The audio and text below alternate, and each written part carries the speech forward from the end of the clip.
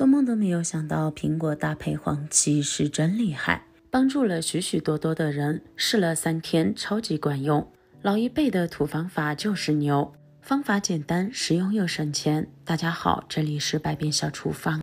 我手上的苹果和黄芪大家都非常的熟悉，是2种非常常见的食材。虽然这2种食材非常常见，但是它们的用处和吃法却完全不一样，因此很难有人会把它们联想在一起。但是你知道吗？把苹果和黄芪搭配在一起是最好的搭档。具体做法也非常简单。首先我们准备一把黄芪，黄芪虽好，但是用量却有所讲究。一般情况下用10到15克就可以了，如果只用几粒，那么是起不到任何作用的。黄芪在用之前要用水将它冲洗1到2次。黄芪是植物的根部，表面难免会有一些泥土残留，而且在收买的过程中，这个去碰一下，那个去抓一下，也是非常脏的。因此买回家的黄芪一定要淘洗一下。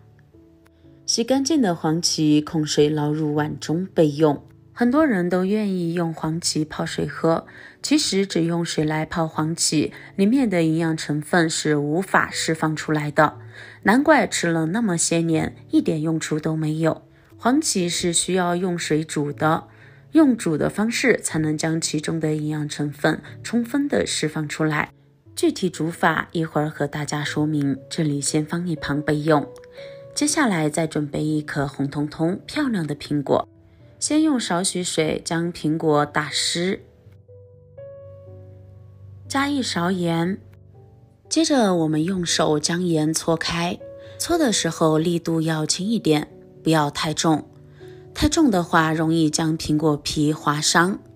食盐具有很好的消毒杀菌的作用，并且也是细细的颗粒感，在我们搓的过程中就可以很好的把苹果表面的脏东西以及果蜡带走。生活中很多朋友都特别喜欢吃苹果，但是吃苹果的方式就是买回家之后稍微洗一洗，将外皮削掉，直接啃，外皮就直接当做垃圾扔掉了。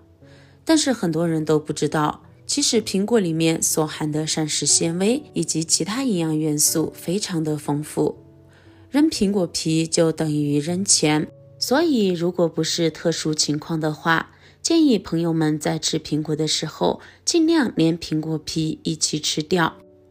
像这样苹果就完全洗干净了，洗好的苹果也放一旁备用。接下来准备一把红枣，把红枣洗一洗。洗红枣比较复杂，和其他水果的洗法不太一样。先用少许的水把红枣抓一抓，这个过程主要是为了先把红枣打湿。红枣全部打湿后，还需要进行下一步操作，往里面加1勺面粉，1小勺盐，然后再用手抓一抓。这个时候我们就会发现，在抓的过程中，面粉和食盐已经慢慢的贴在红枣表面了。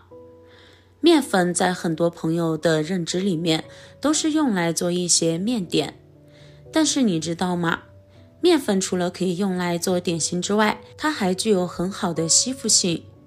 在我们抓的这个过程中，面粉和食盐已经紧紧地吸附在红枣的表面了，尤其是红枣表面的那些沟沟壑壑里面早已填满了面粉。抓成这样，现在往里面加入大量的清水，这个时候将红枣拿起来，用家里面不要的牙刷，顺着红枣表面的纹路将它刷一刷，把上面的面粉刷掉。面粉刷干净后，红枣也就洗得干干净净的了，并且红枣纹路里面也非常的干净。全部刷好后，把它放入另一只碗里，多换2次清水，将红枣再抓洗一下。后面的几次抓洗不需要什么特别的处理，简单的抓一抓。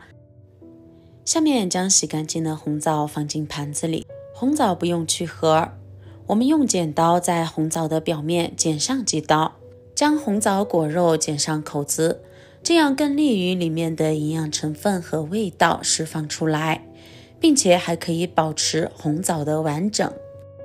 每一颗红枣都剪成这个样子就可以了。现在把刚才洗好的苹果切一切，切成自己喜欢的样子。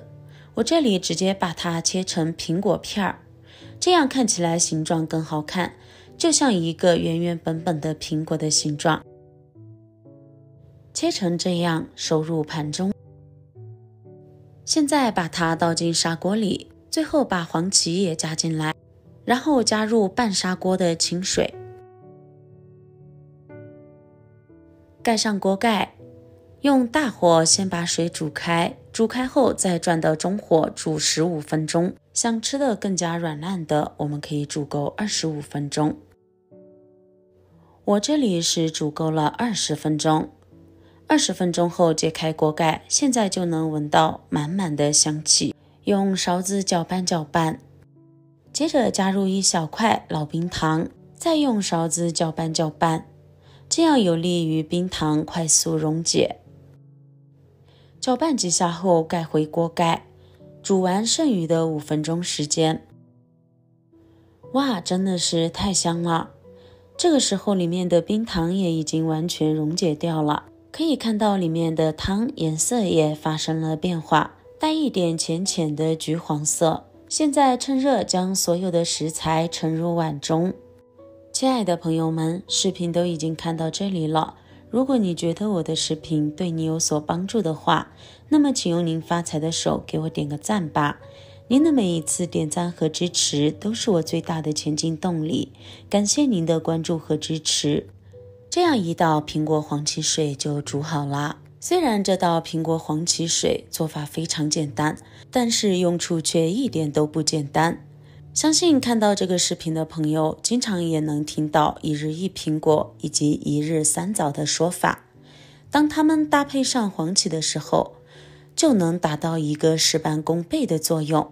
而里面的苹果和红枣经过这样煮了之后，都已经非常的软烂，用筷子轻轻一戳就戳透了。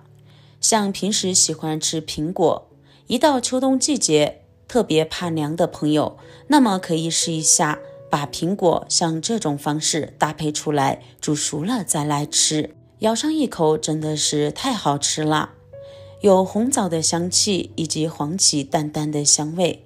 趁热将这个汤喝掉，喝完之后浑身都暖洋洋的。里面的苹果和红枣也可以趁热吃，黄芪就不用再吃了。碗里面剩下的黄芪，我们还可以用开水进行冲泡，继续饮用。坚持一段时间，你就会收获满满。喜欢的朋友赶紧收藏起来试一试吧。那好了，我们今天的分享就先到这里了，感谢您收看，我们明天不见不散，拜拜。